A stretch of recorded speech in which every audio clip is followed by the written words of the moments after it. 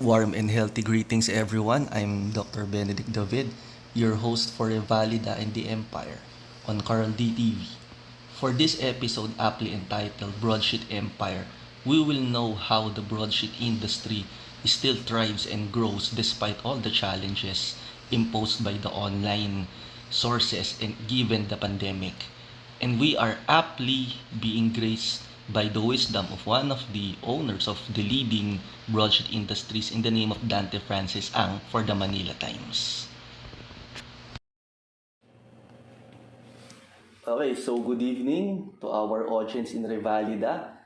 And for our second episode entitled Broadsheet Empire, I'm here with the President and CEO of the Manila Times, Mr. Dante Francis Ang. So partner, magandang gabi sa'yo. Magandang gabi. Magandang gabi sa iyo, Dr. David. Alright, likewise sir, and I hope you are in good health and in good gestures right now with your family. Safe at home with your Thank family. you. Same to you. Alright sir, so going direct to the interview proper. With regards to Manila Times, of course, it is very searchable naman on Google about its history. So, when did you start to venture in that company? Okay, my entry to Manila Times was in 2000. And but our family, because it's a family business, has really been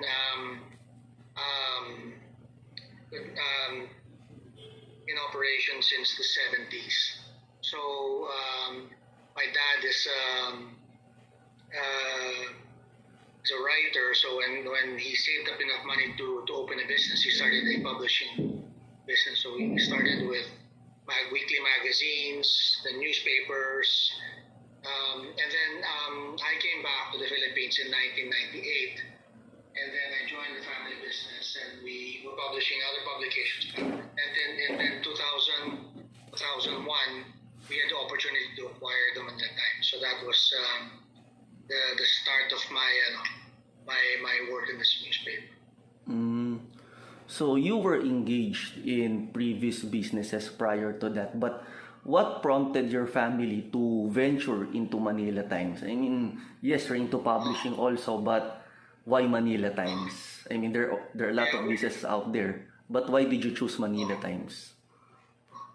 When I came back to the Philippines in 1998, we were publishing several magazines, a health magazine, a children's magazine, a magazine for OFWs, even small newspapers. And so after the 1998 presidential campaign, I formally joined my family business. And then we launched a national broadsheet in Filipino. It was called Kabayan. So we wanted a newspaper in our native language, in our national language, that was decent. Because back then, many of the Filipino newspapers were tabloids that had, basically pornographic content. But these are the common things you would see in many tabloids. And so we thought that there should be a decent newspaper in Filipino, and we had to go with that for several years. But it was very difficult to build a brand from scratch. And so when we found out in 2001 that the Manila Times was in the market, then we actively pursued it. There were other groups that were interested in acquiring it, but we were interested in it because it was an established brand. As you know, it was founded in 1898, so this year we're actually celebrating the 123rd anniversary of its founding. And so we felt that it would be a good move for our company to try to buy it, and fortunately we were successful at it. And then when we did acquire it, we felt that it was such a big undertaking because it wasn't just our family now that was going to be associated with this brand, with the newspaper, but it's really all of the history of Manila Times. So we felt, to be honest, a little bit intimidated, with the legacy that we had to live up to. And so we collapsed all of our publications and put all of our resources behind the Manila Times. In fact, we ended up selling Kabayan and all of the other magazines, and then concentrated on the Manila Times. So basically, we thought it was a good brand. It had a rich legacy, and sure enough, after 20 years of working at it, it hasn't been easy, but we have, I think, made some substantial gains. Mm-hmm. During those span of time, sir, what were the changes that you made for the improvement of the broadsheet? Well, in the beginning, we had our own publishing company. We had about 200 people, and then Manila Times itself, when we bought it, had 200 people, and we couldn't obviously sustain both companies. So, one of my first tasks was to consolidate the two firms. So, for many years, I was the most hated guy in the Manila Times because I was responsible for basically letting you know if we were letting you go, di ba? Yung axeman.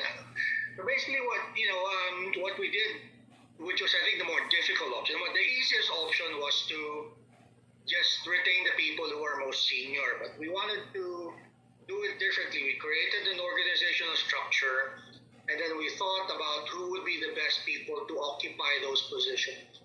And so regardless of whether you were our previous employee or you an employee of the company that we bought, we basically made chose people based on who was the most competent. So and of course that was a very painful process. So that was one, is to create an organization. And over the years it hasn't been easy because it's not easy to compete in the Philippine newspaper market. There are very strong competitors in the Inquirer, the Star, the Bulletin, and so there were many years that when it was touch and go for us, and we weren't really sure if we were going to make it. But it's been 20 years, 21 years now since we've handled it, and we're still around, and I think it will be okay, at least in the near future. All right, sir. During our teaser, when we visited your office, you mentioned that the challenges, even before the pandemic, has always been the online newspapers. So, what is the performance right now of your online portals or your website right now? Honestly, it's one of the best in the country now.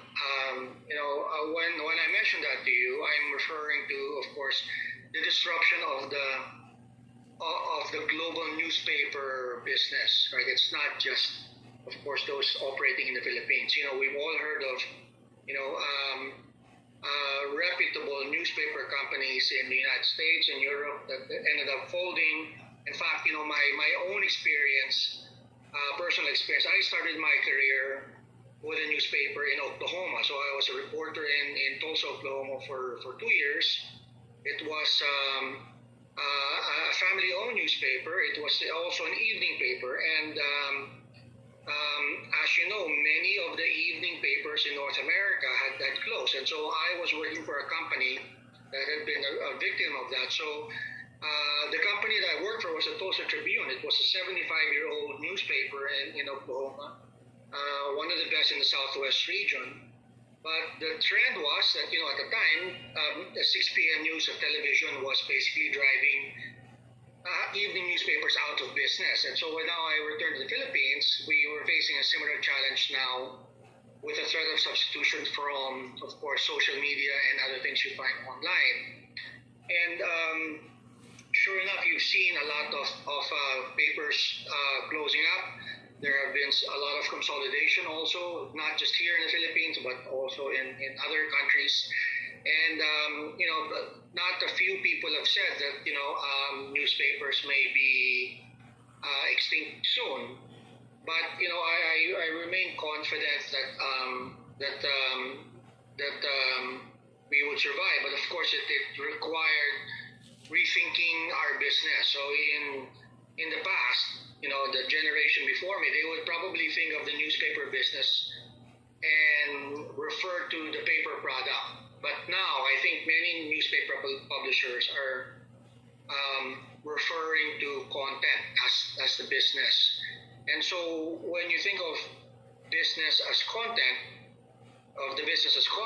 then the means of delivery opens up. And so that's why we've been quite aggressive in setting up a website. We were one of the first newspaper companies to do so in the Philippines. We've been quite aggressive in that sphere. We've also embraced social media, even though people thought that social media might be a substitute for newspapers. But what we're seeing, not just in the Philippine market but worldwide, is newspaper brands actually easing out many of the smaller players even in social media.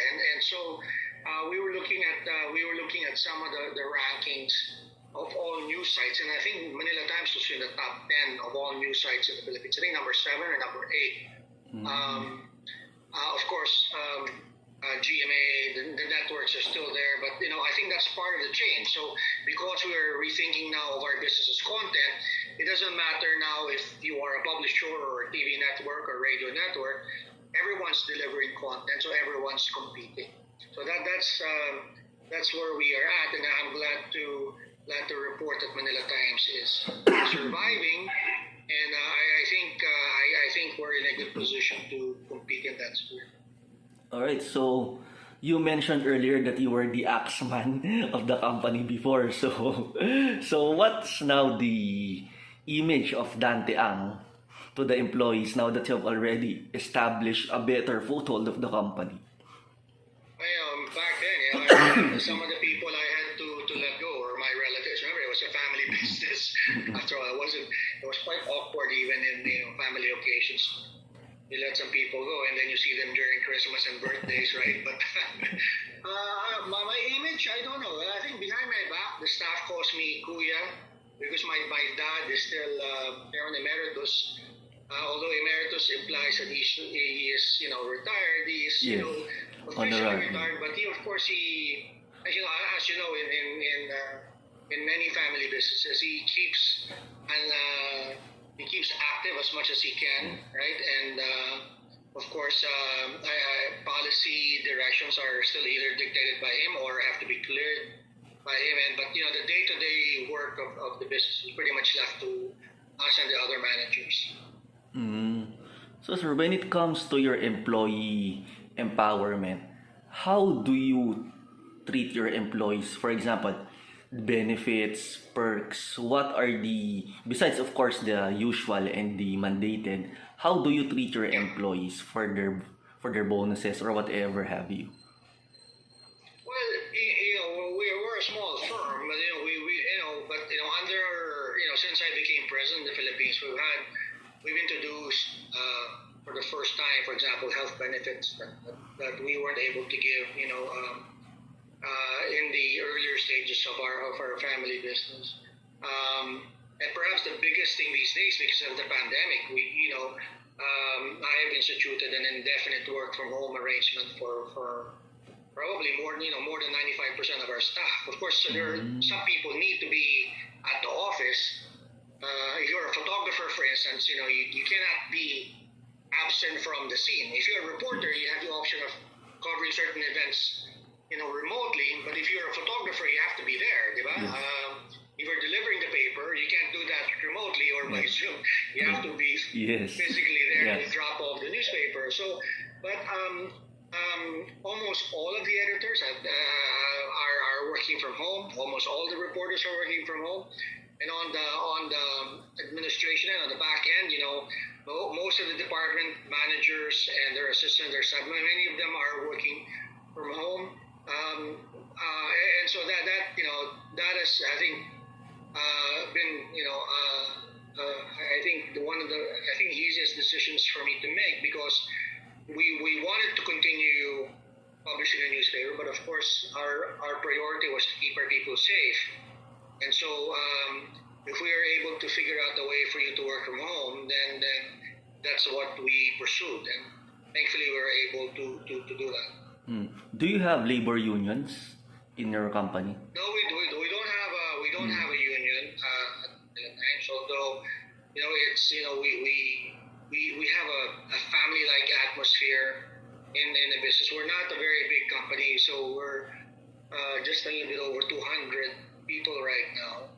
It's so small. I mean, I think pre-pandemic, I think for example, the Inquirer was something like 300 plus. I think for a time, during its heyday, even Manila Bulletin was 1,000 plus. I think even the Philippine Star.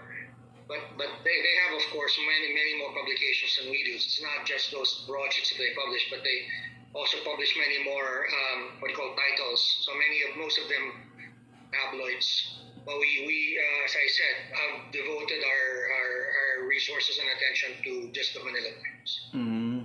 When it comes to the community, sir, do you have social responsibility programs?